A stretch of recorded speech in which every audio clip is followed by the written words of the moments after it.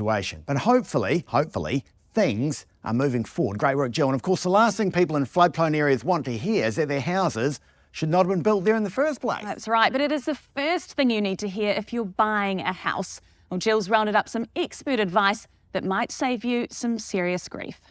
So you want to buy a house? Well, no doubt you're used to prices being too high, but now there are warnings to watch out for land that's too low.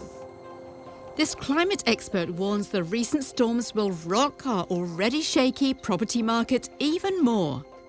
We've already got a housing crisis as it is, and this event is going to reduce the supply of houses, certainly in the short to medium term. You see, so much of our housing stock lies on floodplains. For every one house that's at risk at the coast, we've got 10 houses in floodplains inland. There are 55,000 on floodplains in Auckland alone, so what to consider?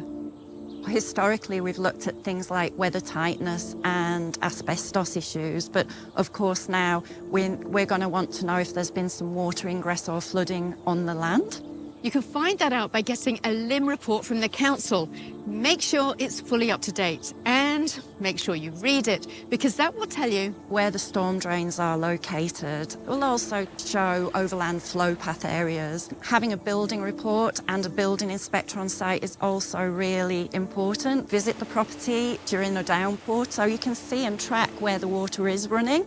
And remember, the real estate agent has a legal obligation. They have to identify potential issues and make potential buyers aware of those potential issues. And if you're trying to sell, If they have had an issue of flooding, they can, yes, disclose it, but then show what they've done to mediate and mitigate that. So show the engineering works that they've done, show how it's changed the risk to flooding going forward.